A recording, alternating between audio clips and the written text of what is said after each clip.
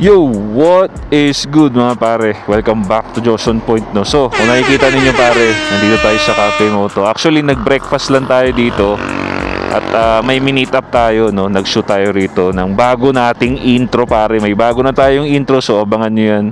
So ngayon bro, pag-uusapan natin, no? Pag-uusapan natin pare. Bakit kailangan mo mag-pay attention? Okay? So pupwesto tayo pare dun sa favorite place natin, doon natin pag-uusapan. Alright mga pare? So tara, let's go. Bad boy shake la kill ako tentos down. Tabo think la speak.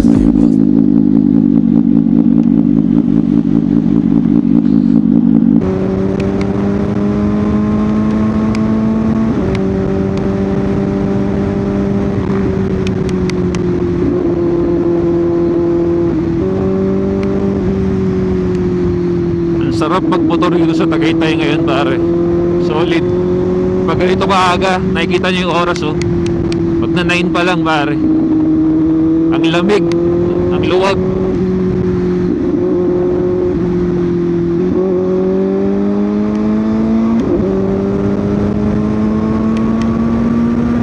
Woo!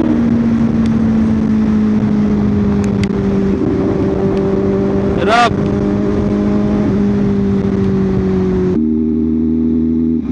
Dito, open dito. Dito tayo.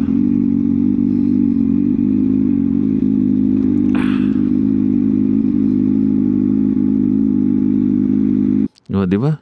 Maliwalas pare. Walang tao. Kita niyo naman pare, bakit naman mo hindi magiging favorite spot to dito? Eh, ako lang nandito, no? Tunog lang ng ibon maririnig mo. Maaliwalas, mahangin. Di ba? Kasama mo pa yung motor mo dyan na kasing pogi nung may-ari. So tara pare, pag-usapan natin to. Ito nakita ko lang to sa TikTok, no? Excuse me, sir. Kung nakikita ninyo yung mga video sa TikTok na nag-i-interview sila ng mga mayayaman na tao, no? Tapos tatanungin sila about sa kung paano sila yumaman, yung perspective nila sa buhay. And ito pare, importante itong kasabihin niya, no? Sobrang mahalaga nito para sa ating mga lalaki na matutunan. Okay? So tara, panoorin natin to pare. Excuse me, sir. Sir, is this your Bugatti? It is. And what did you do to be able to afford a Bugatti? One second. We have one of the biggest media channels in the entire world. We grew to the 10 million followers. Could we get one quick minute with you? One of my friends. What's that? I think you interviewed one of my friends. We interviewed one of your friends? Yes, I'm an entrepreneur. You're an entrepreneur? I am. How many businesses do you own? I've owned several over the past few decades. Yeah, you think we could interview you for 1 minute real quick? Sure. So what business has made you the... So, sa mga hindi nakakilala, no, ni-research ko lang din to. Hindi ko siya kilala nung napanood ko tong video na to. Pero, itong i-interviewin niya is si Greg Jackson. No? So, based sa na-research ko is si Greg Jackson is ang business niya, isa sa mga business niya or isa sa mga business na nagpayaman sa kanya is yung car auction siya. No? Mga rare car auction. So, yung mga rare car, ino-auction nila yun, di ba? Sa mga mayayaman din, di ba? So doon sila kumikita, pare. Kumbaga mga collection, pare, mga car collection na hindi mo basta-basta makikita lang sa daan. Alam nyo na, mga rare na sasakyan, no? Isa yun sa mga business niya, pare. Okay? So tingnan natin kung ano yung sasabihin niya, bro. Most money? The car business. You're in the car business. I am in the car business. What was the most amount of money that you made in a single year? Well, I did 80 million in one day. You did 80 million in 1 day? Yeah, sir. $80 million in 1 day, pare. I-convert nyo sa peso yun, bro. Hindi mo na kailangan magtrabaho habang buhay. Maski yung apo sa apo ninyo, aabutan yung pera na yun, pare. Were you a good student in school? I was a horrible student in school. I had ADD. They didn't know what it was back then. But it's actually been a blessing. What's the lesson about business you give to somebody that they will not be taught in school? The world will teach you if you listen. You see, the difference between Elon Musk... Narinig niyo yun, pare? The world will teach you, no?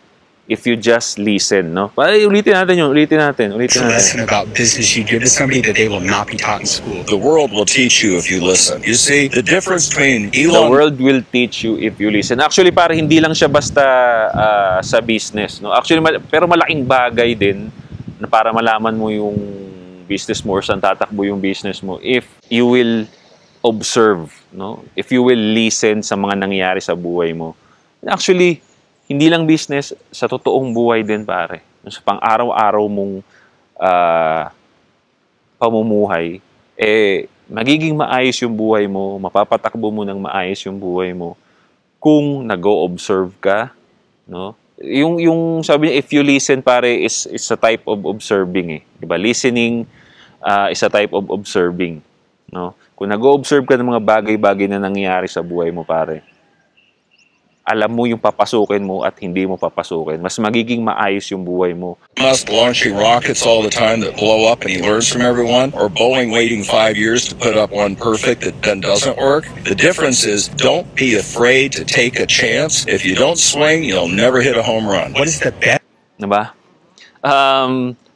Actually, itong mga sinasabi ni Greg Jackson, napag-uusapan na natin yan dito. No, ginawa niyang example yung maraming failure ni Elon Musk magpalipad ng spaceship. No, maraming failure 'yon, no? But on those failures, pare, meron kang new information na kukuha. So natututo ka. No, kumbaga your failure is not a mistake. Your failure is one step closer to your success. Okay? So kung meron kang ginagawa ngayon sa buhay mo, naghahanap ka man ng business, naghahanap ka ng pagkakakitaan, nagfi-fail ka, but I'm sure, pare, wag kang ma-depress, no? Wag mong i-take yun as a mistake, but take it as a one step closer to your success, no? Matututo ka diyan, yan din ang natutunan ko, pare, sa lahat ng pinagagawa ko sa buhay ko, di ba? Ang dami kong ginawang content bago nyo ako na-discover. Hindi muna ako nagganito, hindi ganito yung mga content ko nung una, no? Nakinig lang ako sa kung ano yung gusto ng mga audience ko, at saktong-sakto na ang gusto pala ng audience ko yung mga gusto ko din. 'Di ba, yung learning, diskarte sa buhay, diskarte sa babae, 'di ba? So, hindi ko yun natutunan, hindi ko yun nalaman kung hindi ko inumpisahan itong YouTube journey ko. Diba? So, katulad nga ng sabi niya, diba? You can't hit a home run if you don't swing. Best life advice you can give to any 20-year-old watching this right now? The biggest decision you make in your life is the wife that you marry. If they don't love what you do, then you're going to have friction. You gotta find somebody who becomes part of the solution, not the problem. Absolutely not. What time are you coming home? It's almost the opposite. My wife loves what we do, and I have to drag her out of the office sometimes because she shares the same passion. How old are you now? I am 65. Whose generation works harder, yours or mine? We'll see. After this last election, I am a whole lot more optimistic. I think your generation is cut to go do great things. Excuse me, sir. Yung huli niyang sinabi, pare, para sa akin, isa sa mga pinaka-importanteng lesson na pwede mong ibigay sa kapwa mo kalalakihan, no?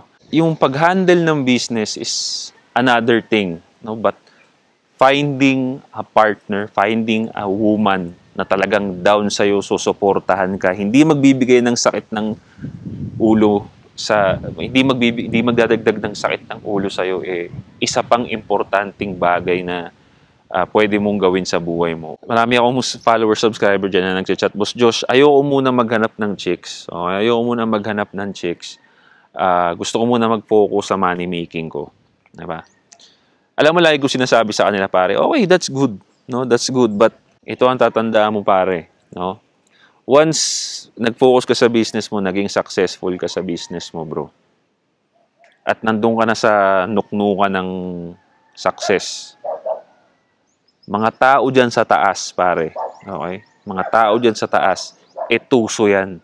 Okay? Kung dito nga sa baba, hindi mo na mapagkatiwalaan, lalo pa yung mga nandito sa taas. Lalo na yung mga babaeng nandito, yung mga sabihin na natin ng mga professional gold digger, pare. Madali kang mauuto niya. Alam mo, porket nag-concentrate ka sa business mo, lulupit ka na rin sa babae. Hindi. No? Kaya sabi ko, okay, that's good, but you have to understand, pare. Pagka nandiyan ka na sa taas, mas malulupit ang mga babae dyan. Yung akala mong kaya mo na yung game, mas lalaruin ka pa nila dyan. Kaya as much as possible, i-balance mo. Maghanap ka ng business at the same time, makipag-socialize ka. No?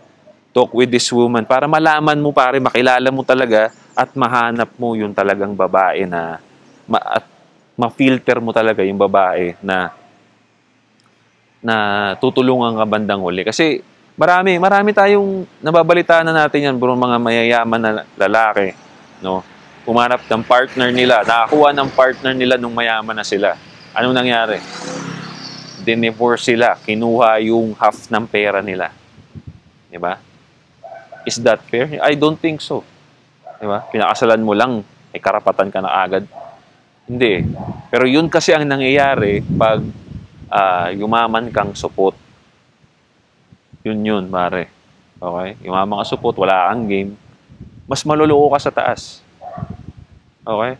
So again, kakonekta to na you have to pay attention in life. Sa lahat ng mga nangyayari sa buhay mo, you have to pay attention. At the same time, once you pay attention, once you saw an opportunity, okay, grab it. Okay? Grab it. Don't be afraid na magkamali. Huwag kang ma-depress na nagkamali ka. Kasi part yan ng process, bro. No? It's part of the process. Pag hindi ka nagpipay attention, maraming bagay or negative things na mangyayari sa'yo. Unang-una, pag hindi ka nagpipay attention sa mga nangyari sa buhay mo, mamimiss mo yung opportunity. No? Yung opportunity na pwede ka maging successful. No? Number 2, pag hindi ka nagpay attention sa mga babae, pwede kang maloko. Pwede ka mapagsamantalahan. Kaya sabi ko sa inyo, mag-observe kayo ng mga galaw ng tao bago nyo ipasok sa buhay ninyo. Again, yung babae at business, halos pareho eh. No, halos pwede mong ma-apply talaga pare. Once, again, kaya napaka-importante talaga na yung foundation natin bilang lalaki, binubuo nyo talaga kasi magiging swabe talaga kayo. No? Mapababae man yan, mapa-business man yan, mapa-challenges man yan sa buhay. Alam mo na, kaya mo eh. Magiging kaya mo once you build yung foundation mo bilang lalaki, mga pare. Okay? So, I hope nag-enjoy kayo sa video na yon. Sana na-inspire ko kayo. Sama-sama tayo ma-inspire, mga pare. So, yeah. That's it for me, pare. No, don't forget to subscribe. Hit the bell para notify kayo sa mga lulupit nating videos. Again, pare, mga perfumes natin na makakatulong sa everyday life ninyo. Dating man yan. Self-improvement man yan, pare. Available sa TikTok Shop at Shopee natin. Alright? Link nasa description. Once again, this is Josh on Point. See you next time. Boom. Bro, no? Available lahat to. Yung perfume natin, lahat ng fragrance natin, bro. Shopee.